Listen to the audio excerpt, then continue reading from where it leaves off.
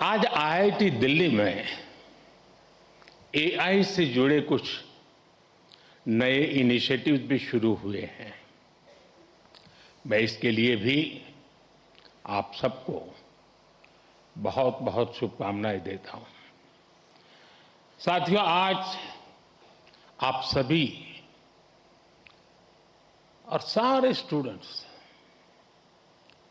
इस कार्यक्रम में उपस्थित हैं, लेकिन मन के किसी कोने में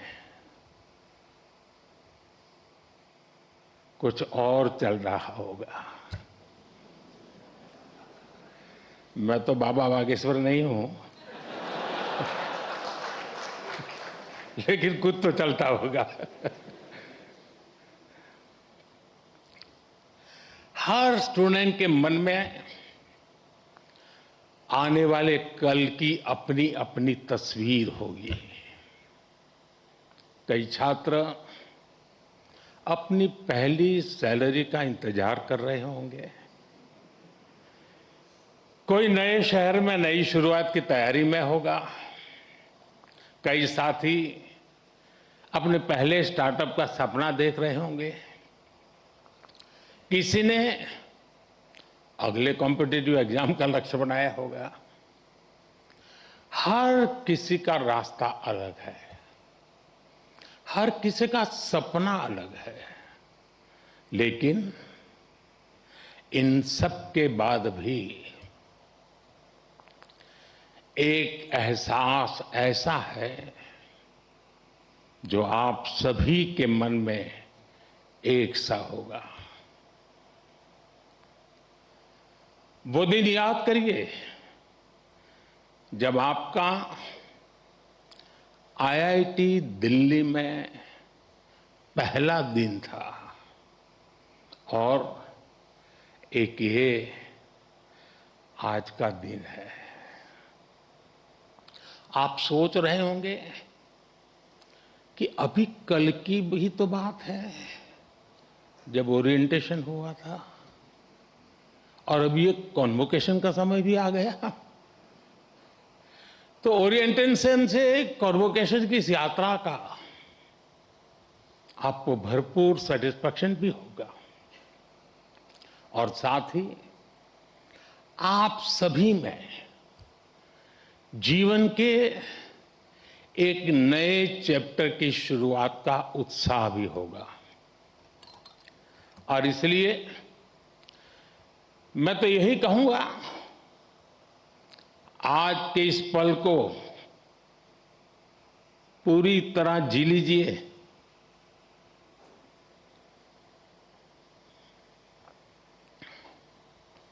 आने वाले समय में जब आप पर बड़ी बड़ी जिम्मेदारियां होगी, तब यहां की पुरानी यादें आपको पुराने दिनों में जरूर ले जाएगी। ये आपको एनर्जाइज भी करेंगी। हर हॉस्टल के साथ आपकी मेमोरीज कुमाऊं, आरा, कारा,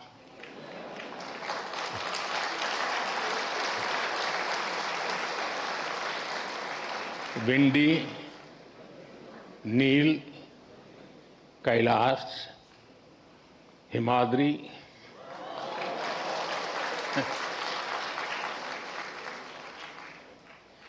इंटर हॉस्टल कंपटीशन के किस्से,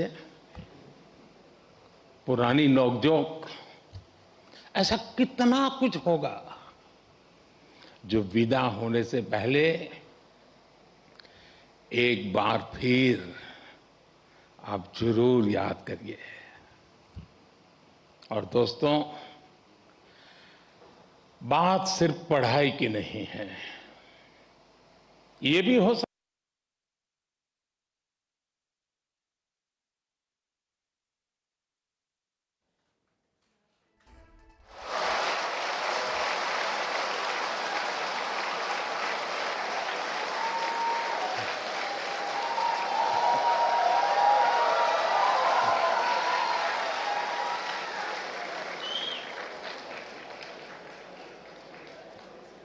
अभी समय तो हो गया है। सतपुरा मैस के पराठे याद आ रहे हो?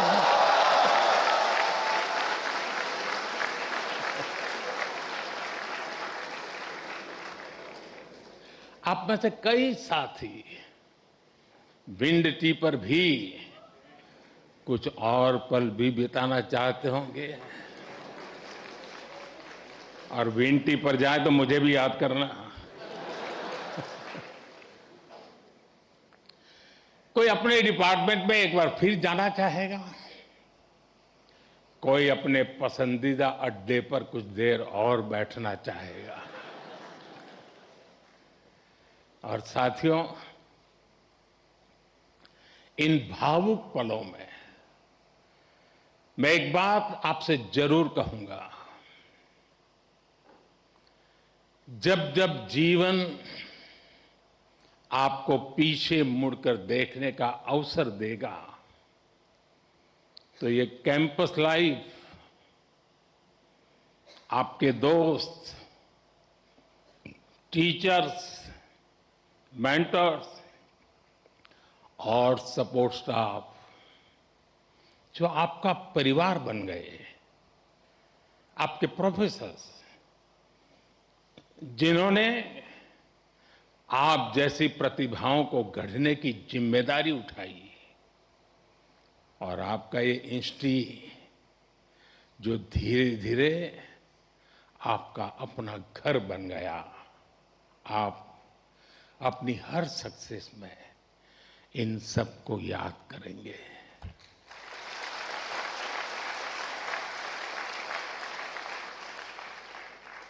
इन सब के लिए थैंकफुल होंगे, और इसलिए इन्हें एक एसेट के तौर पर यहां से लेकर के निकलना, भूल मत जाना, छोड़ मत जाना, साथ ले जाना। मेरा सुझाव होगा कि जाते जाते यहां के हर सदस्य मिलकर के जाइए, और आप कहीं भी रहें, कोशिश करिएगा ये रिश्ता हमेशा हमेशा ताजा बना रहे। साथियों, आज आप ऐसे समय में इस इंस्टीट्यूट से निकल रहे हैं जब दुनिया बहुत तेजी से बदल रही है। आज दुनिया की स्ट्रेटेजिक इक्वेशन बहुत तेजी से बदल रही है। ग्लोबल पावर बैलेंस भी प्रतिपल बदल रहा है, और इसके पीछे सबसे बड़ी फोर्स है टेक्नोलॉजी की स्पीड। आज कोई भी निश्चित रूप से नहीं कह सकता कि अगले 20-30 वर्षों की दुनिया कैसी होगी। लेकिन साथियों, जब जब बदलाव का दौर आता है, तब तब चुनौतियां भी आती है और नए अवसर भी पैदा होते हैं। दुनिया बदलेगी, टेक्नोलॉजी भी बदलेगी, इंडस्ट्रीज बदलेगी, प्रोफेशंस भी बदलेंगे, लेकिन इन सब के बीच मेरी बात याद रखिएगा, जो सीखेगा वो जीतेगा।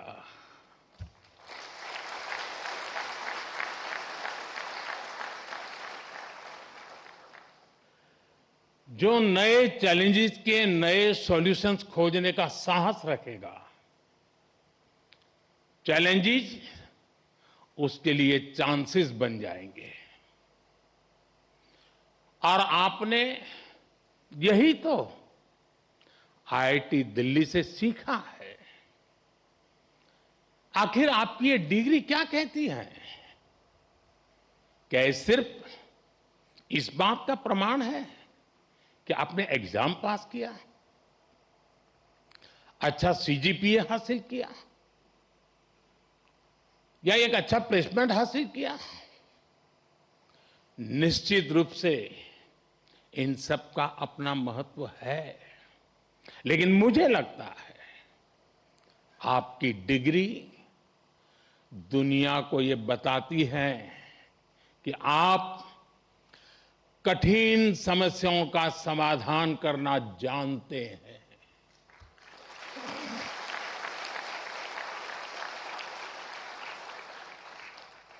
आप अपने आईआईटी दिल्ली के सफर को याद कीजिए। यहां तक पहुंचना आसान नहीं था।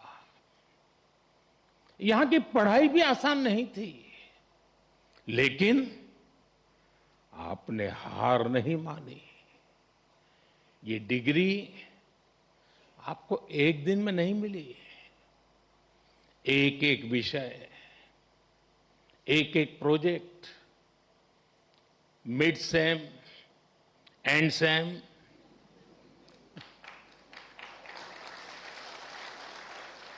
इन्हीं छोटे छोटे कदमों ने आपको यहां तक पहुंचाया है। जीवन भी इसी सिद्धांत पर चलता है। जब कभी कोई चुनौती बहुत बड़ी लगे तो उसे घबराइए मत।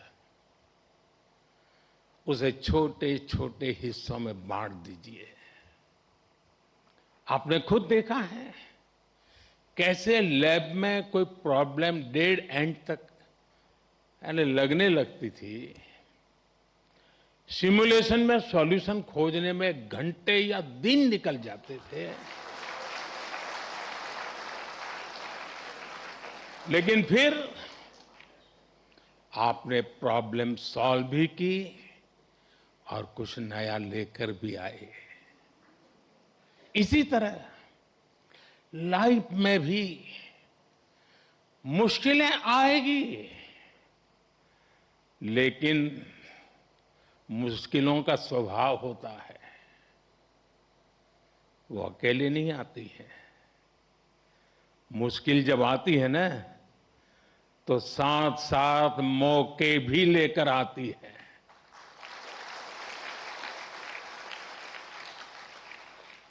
सबको बस अलर्ट रहना है, सतर्क रहना है। इस संस्थान ने जो सिखाया है उसे बार बार याद रखना है। साथियों, मैं लाइफ की कुछ प्रैक्टिकल बातें भी आपसे शेयर करना चाहता हूं। कैंपस का जीवन और कैंपस के बाहर का जीवन, इन दोनों में बहुत बड़ा अंतर होता है। आईआईटी की परीक्षा में सिलेबस होता है, लेकिन जिंदगी की परीक्षा में सब कुछ आउट ऑफ सिलेबस होता है।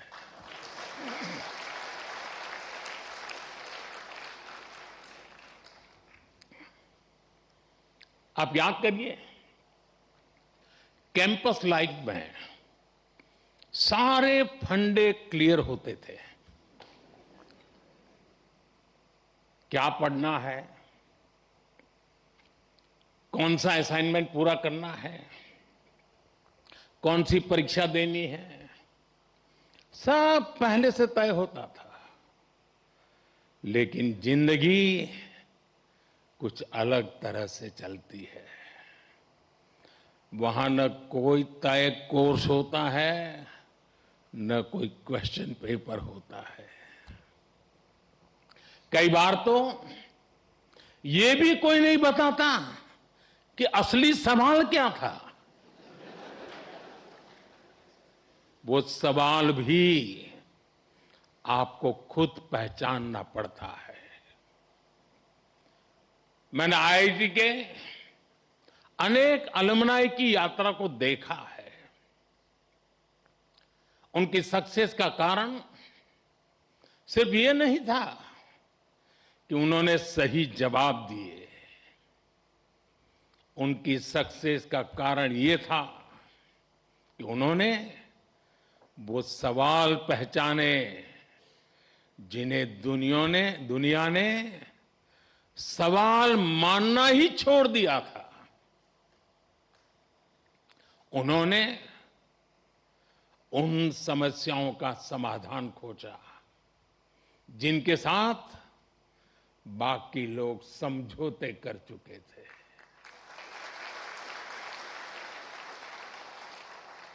और इसलिए लाइफ में क्यूरियोसिटी बनाए रखिए,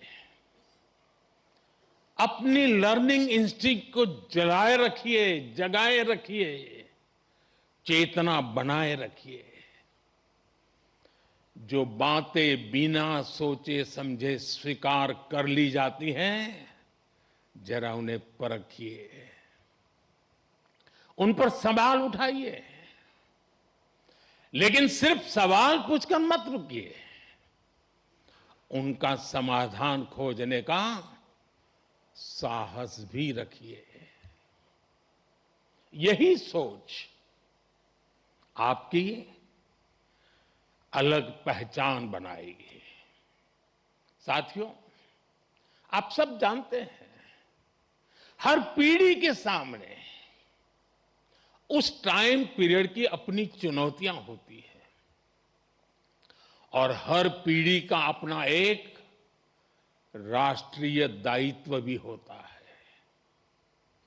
हमारे देश ने गुलामी का वो समय भी देखा है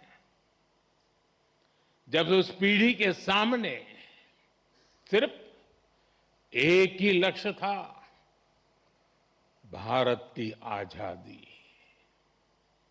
उसके लिए उन्होंने सैक्रिफाइस किया, लंबा स्ट्रगल किया।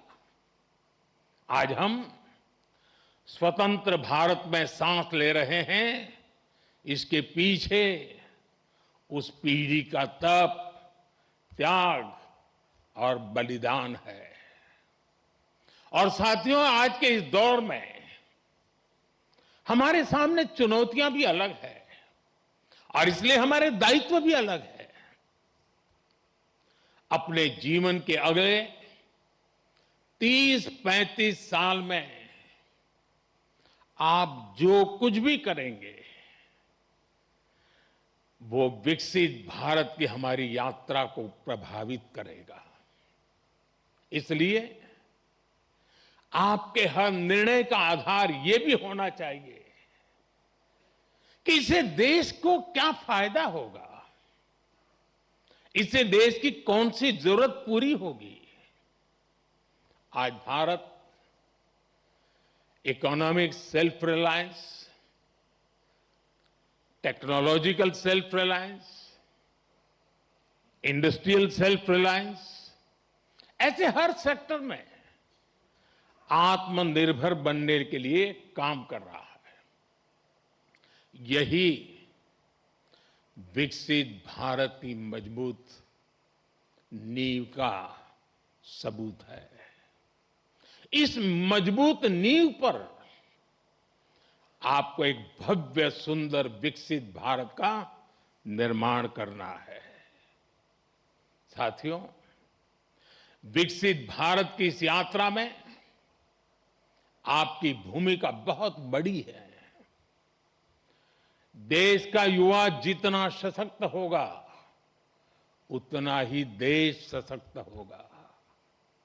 इसी सोच के साथ हमने कई ऐसे सेक्टर्स ओपन किए हैं जहां युवाओं के लिए एंट्री ही एक तरह से बंद हुआ करती थी। सरकार की आधुनिक नीतियों की वजह से आज देश में युवाओं के लिए नए नए सेक्टर्स भी बन रहे हैं। साथियों, पिछली बार जब मैं आपके सीनियर्स के कॉन्वोकेशन से वर्चुअली जुड़ने का मुझे अवसर मिला था, तब मैंने युवाओं के लिए स्पेस सेक्टर में हो रहे रिफॉर्म्स की चर्चा की थी। तब तक इस सेक्टर में लगभग पूरा काम सरकार ही करती थी। लेकिन आज वही स्पेस सेक्टर हजारों युवाओं के लिए नए अवसरों का आकाश बन चुका है। आज हमारे युवा अपने लॉन्च व्हीकल्स बना रहे हैं, रॉकेट लॉन्च कर रहे हैं और ऐसी उपलब्धियां हासिल कर रहे हैं जो दुनिया के गिने चुने देश ही हासिल कर पाए हैं। मुझे विश्वास है आज कहीं न कहीं देश का कोई युवा इंजीनियर गर्व से कह रहा है, first in my bloodline to build a rocket.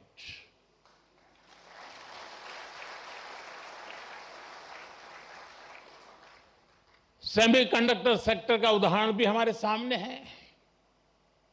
जब हमने इस दिशा में कदम बढ़ाया तो कुछ लोगों ने सवाल उठाए, कहा गया भारत ये नहीं कर पाएगा।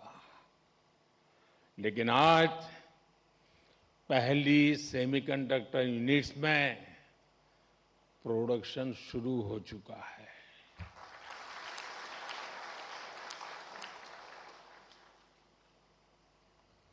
और मैं साफ मानता हूं, चिप से लेकर के शिप तक सब कुछ यहीं पर आप ही के हाथों से बनेगा।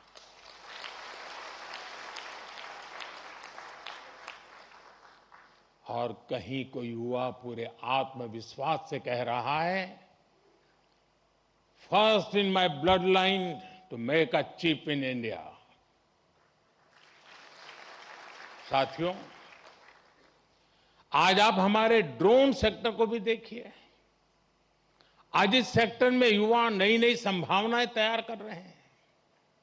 कहीं ड्रोन से खेतों में काम लिया जा रहा है, ड्रोन दवाइयां पहुंचा रहा है, ड्रोन देश की रक्षा सुरक्षा में मदद कर रहा है।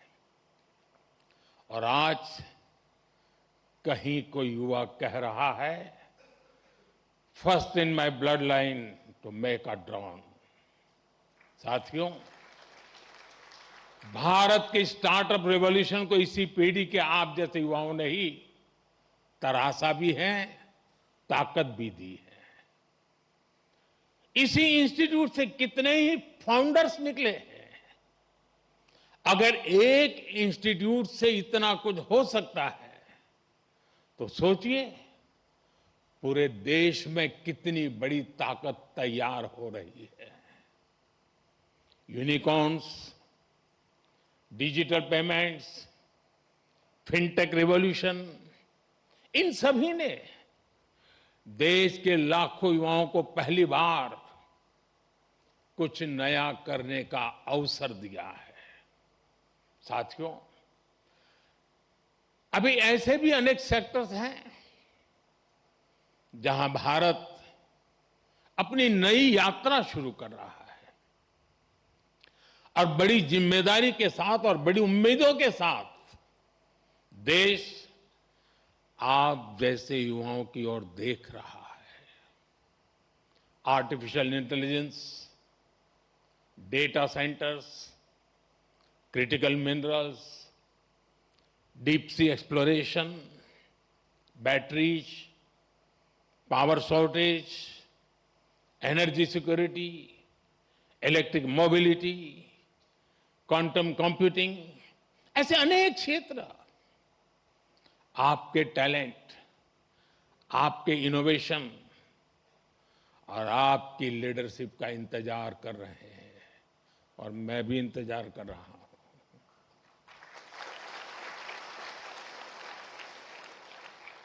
साथियों,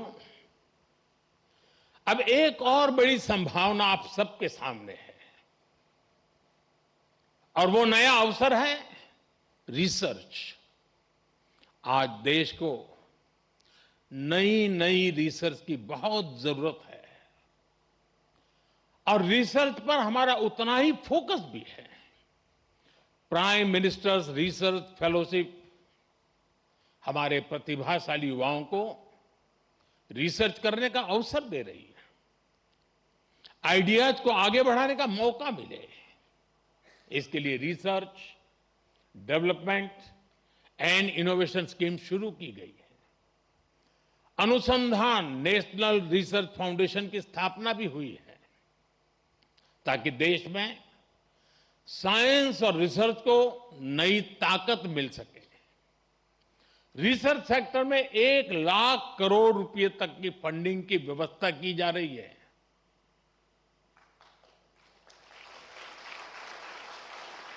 अंग्रेजी में बोलूं, 1,00,000 करोड़। ये आपके लिए बता रहा हूं।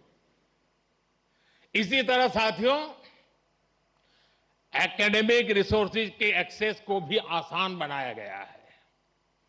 वन नेशन वन सब्सक्रिप्शन के माध्यम से आज दुनिया की प्रतिष्ठित रिसर्च जर्नल्स देश के छोटे से छोटे शहर में बिना किसी अतिरिक्त लागत के पहुंच रही है। साथियों, मुझे पता है अभी इस दिशा में हमें लंबी दूरी तय करनी है और ये काम रिसर्च को लेकर आप सबके कमिटमेंट से ही हो सकता है। इसके लिए देश को आपसे अपेक्षा भी है और सबसे बड़ी बात, आप पर भरोसा भी है।